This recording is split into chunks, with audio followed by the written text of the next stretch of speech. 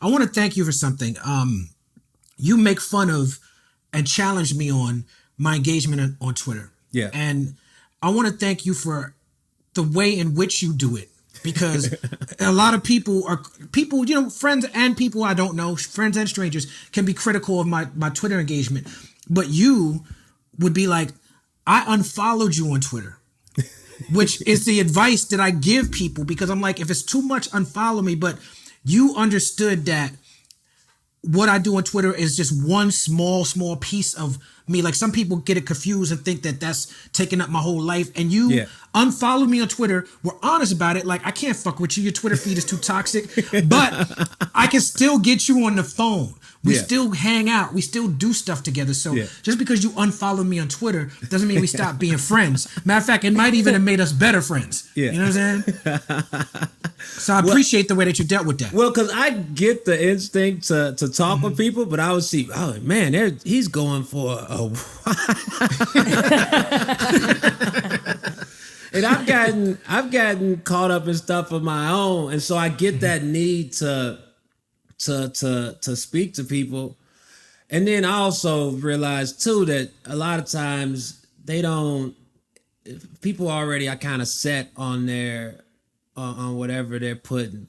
I'm sure occasionally people will change their minds, but a lot of times I haven't come away from any like back and forth on there. Like, that was, or you like look back a year later, that was cool. Cause then people hold that as a trophy, and you'll see a couple years later, I got into a Twitter thing with him and da and they still hanging their hat on that shit. And it's like, wow, I gave them that moment over something that really didn't matter, or wasn't changing their mind on shit.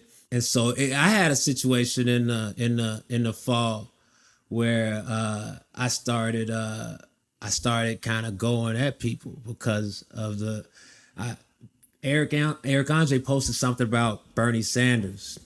Mm-hmm. And I just put Bernie Sanders as old. Right.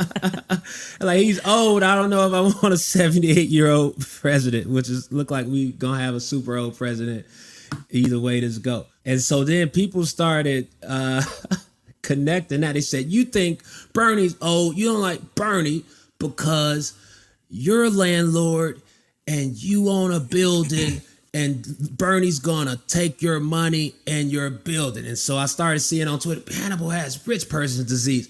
And so I made the mistake of messaging these people like, what do you mean by that? Like, why can't you just take at face value that I think Bernie Sanders is old? And so then it became this Hannibal landlord thing. I lean into it joking. I post a link to say, donate to landlords. Mm-hmm.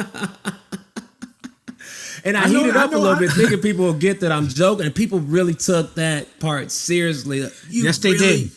It was wild. And so that scenario, I look back, like, what was that? What was I even? And I think it's just the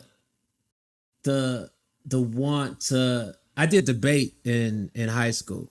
Mm-hmm. So I'm kind of hardwired for that. Like, not and it's not always to be super confrontational unless people are disrespectful, but I think that's the instinct, and so it was really fascinating a fascinating thing to be a part of, just because it was really made up, you know.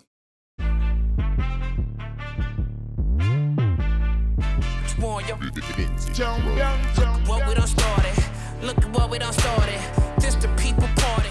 When opportunity knocking, then young nigga move that door. Whoa, get your foot stuck, get it, call me young